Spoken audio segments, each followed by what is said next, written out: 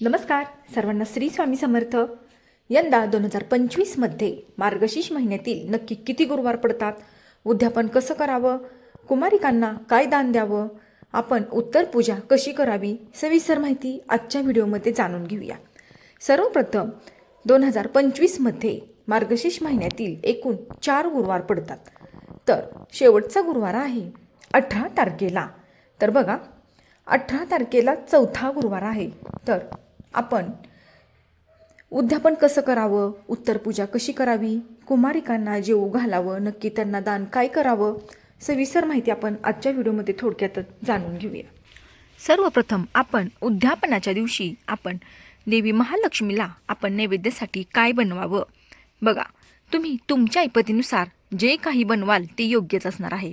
कोणी पुरणपोळी बनवतं, कोण पुरी भाजी बनवतं, किंवा कोण पुरी आणि श्रीखंड किंवा भाजी चपाती. आपल्याला जसं जमेल तसं आपण महालक्ष्मीचं गुरुवारचे उद्यापन आपण करू शकता. आता बघा, देवी महालक्ष्मीला खीर अत्यंत प्रिय आहे. तर तुम्ही या दिवशी खिरीचं सुद्धा नैवेद्य देऊ शकता. आता बघा, काही जणांकडे पद्धत असते की 5 सुवासिनी बोलवतात आणि त्यांना जेवू घालतात. त्यांना एक पुस्तिका, एक फळ, हळदी कुंकू लावतात. तर काही ठिकाणी 5 कुमारिका मुली बोलवतात आणि त्यांना जेवू घालतात. जेवू घातल्यानंतरनं हळदी कुंकू लावतात आणि एक पुस्तिका त्यांना देतात. त्याचबरोबर एक फळसुद्धा दिलं जातं. तर फळ तुम्ही काय देऊ शकता, तुम्ही बोरे, केळी, तुमच्याकडे जी उपलब्ध असतील फळे ती तुम्ही त्यांना देऊ शकता.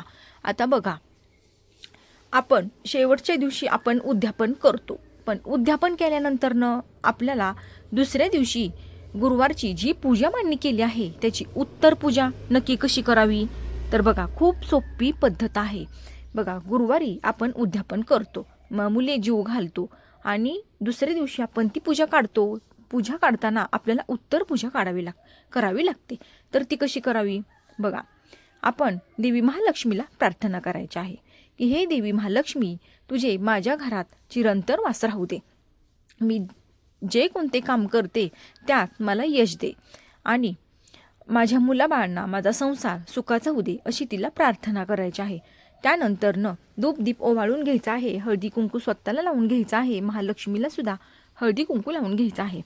त्यानंतरनं अखंड अक्षता आपल्याला त्या पूजेवर टाकायच्या आहेत.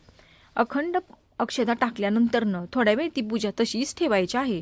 त्यानंतरनं तुमच्याकडे जो कोणता नैवेद्य असेल, खडी साखर किंवा साखर, हा नैवेद्य आपल्याला माता लक्ष्मी समोर ठेवायचा आहे आणि थोड्या वेळानंतर आपल्याला ती पूजा काढून घ्यायची आहे. तर बघा, आता त्या पूजेतल्या वस्तूंचं नक्की काय करावं. तुम्ही जो नारळ ठेवला आहे कलशात, त्या नारळाचं काय करावं. बऱ्याच महिलांना पडलेला प्रश्न, काही ठिकाणी हा नारळ पाण्यात विसर्जित केला जातो, तर काही ठिकाणी तो नारळ फोडून आपल्या घरात गोडाचा पदार्थ बनवला जातो. तर तुमच्याकडे जशी पद्धत असेल तसं तुम्ही करू शकता. आता खाली आपण जी तांदळाची रास घातलेली असते, म्हणजेच तांदळाची जी रास घातलेली आहे, आपण स्वस्तिक काढलेला आहे, ते आपण पक्ष्यांना खाऊ घालू शकतो किंवा माशांना, किंवा त्याचा तुम्ही भातसुद्धा करून खाऊ शकता. तसेच जो आपण कलश भरून ठेवला आहे त्या कलशातील पाणी तुम्ही फुलझाडांना किंवा फळझाडांना घालू शकता. आणि जी पालवी स्वरूपात आपण 5 झाडांची पाने आपण ठेवलेली असतात ती तुम्ही निर्माल्यात टाकू शकता. तर अशा प्रकारे तुम्ही पूजेचं उद्यापन, उत्तर पूजा करू शकता. एकदम साधी आणि सोपी पद्धत आहे. तर हा होता छोटासा व्हिडिओ. आवडल्यास लाईक, शेअर आणि सबस्क्राईब करा. तोपर्यंत तुम्हा सर्वांना श्री स्वामी समर्थ.